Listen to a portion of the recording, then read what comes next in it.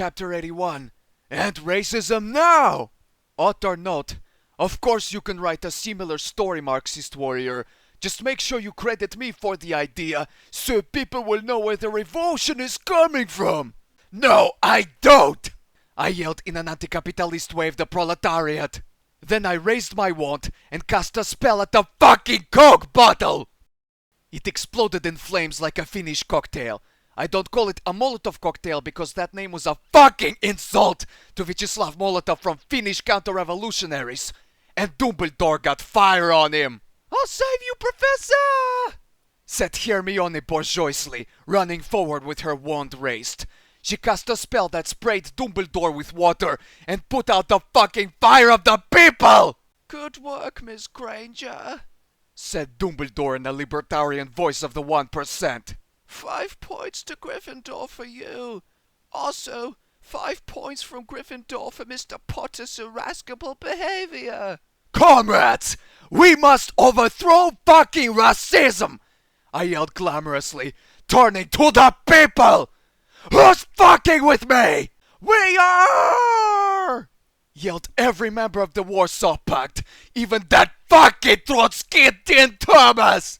So are we, yelled Draco Malfoy, standing up with several Slytherins behind him. We agree with you that white culture must be purged of degenerate, non-Aryan influences. Chapter 82. A bourgeois trick. Out or not, I know who will win the election next year. The fucking bourgeoisie, like always! Oh no! It's a fascist! Shrieked Hermione bourgeoisly as she pointed at Draco in a liberal way.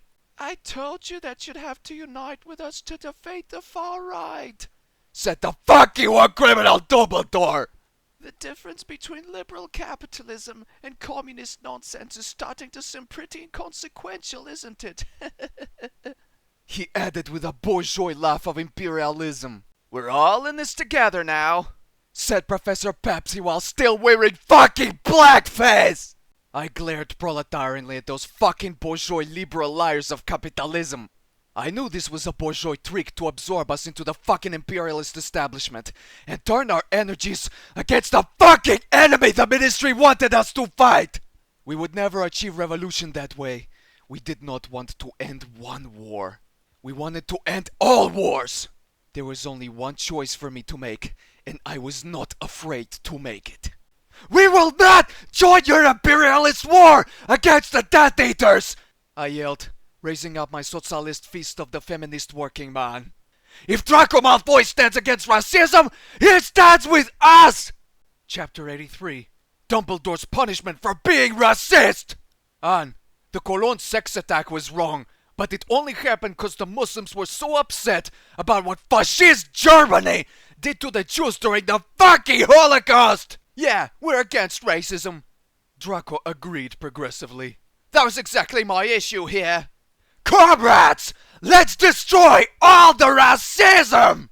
I yelled in the glorious voice of the proletarian masses, of the people in the revolution against capitalism. I'll take care of Dumbledore myself, laughed Draco epically. Draco proletarianly cast a fire spell at the fucking war criminal Dumbledore, and all his fucking stolen clothes, taken from marginalized people, were burned up, exposing his Kachera shirts, and his hair fell out, so the appropriated dreadlocks were also gone. That kimono was an authentic Japanese antique, yelled Dumbledore outrageously. You just destroyed fucking Japanese history! Wait just a second! I spoke in a working man's voice of the proletariat. Those Kachera shirts are appropriated from sucking sick culture! I cast a progressive spell, and the Kachera disappeared, leaving Dumbledore fucking naked, with his tiny capitalistic dick on display for fucking everyone! Chapter 84. Harry supports Draco for the people. Anne, history will judge the people who celebrated when the Berlin Wall came down, the way it judged the people who celebrated the victory of the Franco in Spain! Naked time! Yelled Dumbledore insanely as he started to run around the room naked. Hey everyone, it's naked time! Potter! Look what you did! shouted Professor McGonagall in the white supremacist voice of people who think Europe has enough Muslims already. Hey, I did most of it, said Draco in a working man's voice. Together, we're fighting to keep all the cultures separate in order to defeat fucking racism. Don't pretend that you really care about racism, Malfoy, said McGonagall in a racist voice. We both know you're only saying that to appeal to Mr. Potter's sensibilities. Oh sure, only the enlightened ministry can decide what's racism, said Draco sarcastically with an epic eye roll of the working classes. Draco is right, I said socialistically as I slapped him on the back in a comradely way of the revolution. Ministry propaganda portrays the Death Eaters as the embodiment of racism in order to justify the fucking imperialist war! I can't believe I'm saying this! Gasped McGonagall bourgeoisly in the voice of capitalism. And I bet you still think I'm racist! Oh, you are racist, you fucking Klan supporter! I yelled back at her in the voice of the people!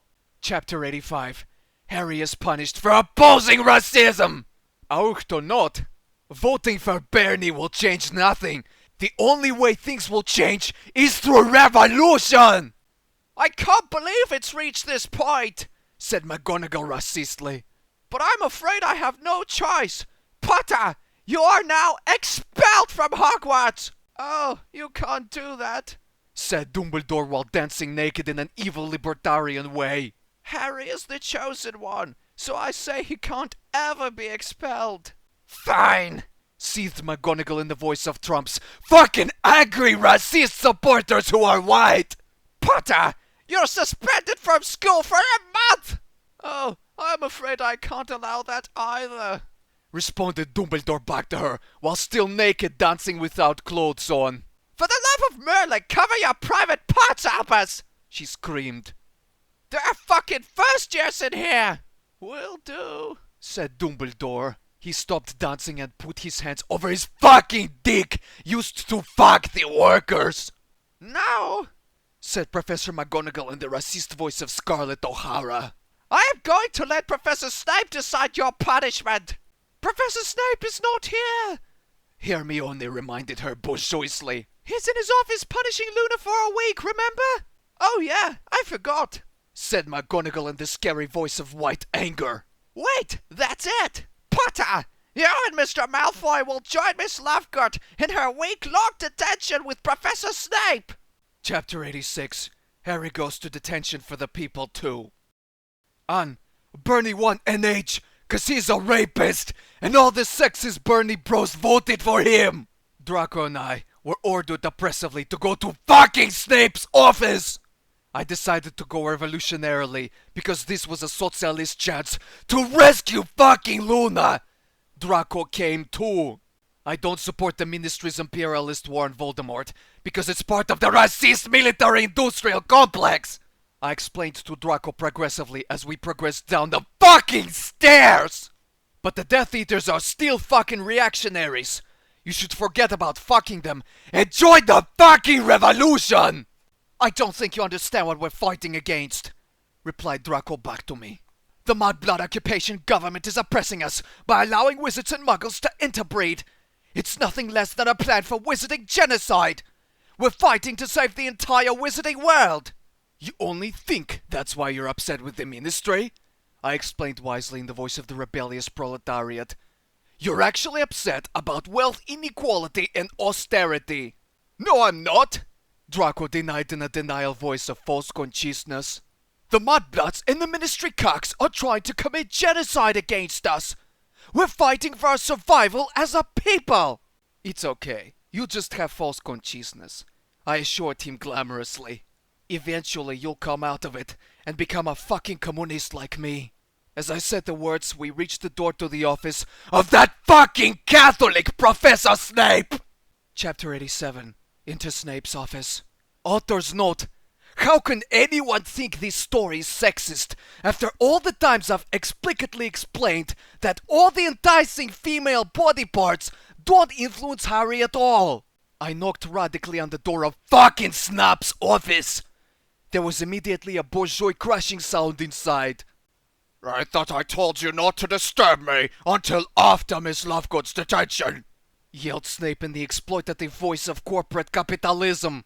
It's me, I said back comradely in the voice of the revolution. McGonagall wants me to join Luna's fucking detention. You mean I can have a fucking boy in here too? Asked Snape. That fucking Catholic! Excitedly. Then we heard more liberal crushing sounds before Snape threw open the door dramatically in a bourgeois way. I rebelliously noticed that his clothes looked very disheveled. Draco, what are you doing here? Asked Snape in holy surprise. You're supposed to fucking punish me as well, replied Draco responsively. That can be arranged, said Snape as he licked his lips in a fucking Catholic way. Both of you, get in here for your fucking detention, in the name of Jesus and that wonderful progressive Pope Francis. Chapter 88, Snape's Big Surprise. Author's note. The fascist Trump is winning because of capitalist propaganda! Only a communist revolution can save us now! Me and Draco entered Snape's fucking office. Inside we saw torture racks, an Iron Maiden, and other fucking medieval torture devices. I didn't see fucking Luna anywhere, but there were a bunch of house elves standing around the fucking room. The house elves were grinning at us in a sinister and reactionary way of false consciousness. What the fuck is this? I asked gloriously in the voice of working class people. I didn't expect the Spanish Inquisition. Nobody expects the Spanish Inquisition, laughed Snape reactionarily. Then he threw off his normal black robes, revealing a red Inquisition uniform with a big cross necklace, and put on a fucking religious Inquisition hat. Is your chief weapon surprise? I asked. Surprise and fear. Fear and surprise are your two weapons. Don't quote that blasphemous Monty Python filth at me! Snape yelled elitistly in a fucking Catholic way. The Spanish Inquisition has been unfairly maligned down the centuries. It was actually very progressive, just like Pope Francis. Did you know the Spanish Inquisition condemned witch burning? It's true. Wonderful, I said sarcastically in a rebellious way of socialist progress. By the way, said Snape oppressively, if you didn't expect the Spanish Inquisition, what did you think I was doing to Miss Lovegood in here? Never mind, I said quickly. Chapter 89, Snap brings out Luna. Black people are voting for that god Hillary Clinton! 'Cause they do not know better, they should be voting for fucking John Bachtel! No, bring out the fucking girl! Snape commanded religiously, as he imperialistically turned away from us to give fascist orders to the house elves who had false consciousness. One of the house elves bowed liberally and pulled open the Iron Maiden, revealing fucking Luna inside! She was still topless from the night before, so her juicy tits were on display, although I didn't fucking care about that.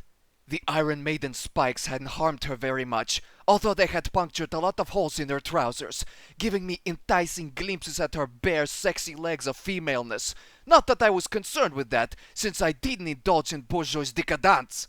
Then another elf took Luna's hand and oppressively pulled her forward into the room. "What are you two doing here?" asked Luna when she progressively saw us. "We're being fucking punished for standing up to racism," I explained radically in the voice of the proletariat. "Draco Malfoy stood up to racism?" said Luna in socialist surprise. "It's been a strange day," said Draco in a working man's voice. Chapter 90, The Punishment Begins. Jakir has fucking appropriated all the native culture. It's like smallpox all over again. Good thing my version of Harry Potter is so much more fucking progressive. Then Snape, that fucking Catholic, pulled out a scroll of parchment and read, "You are hereby charged that you did on diverse dates commit fucking heresy against the Holy Church." "No, that's not why we're fucking here," I explained proletarianly. "Don't get me wrong, I'd be more than happy to commit fucking heresy, but in this instance, I'm being punished for standing up to fucking racism!" "Sounds like heresy to me," laughed Snape reactionarily. "Don't get me wrong, I'm a good progressive just like Pope Francis. I'm not a racist, but you're such a social justice warrior that what you think of as standing up to racism is probably nonsense, and most likely some heresy was involved. I was there, Professor Snape, said Draco comradely in the voice of the people. Us being sent down here had nothing to do with heresy. Don't call me Professor Snape, said Snape religiously. From now on, you will address me as Cardinal Snape. And if you won't confess to the heinous sin of heresy, then we have ways of making you confess. Are you going to fetch the cushions? I asked hilariously in the revolutionary way. Or are you going to go straight to the comfy chair? Enough! Yelled Cardinal Snape. Tie all three of them to the racks!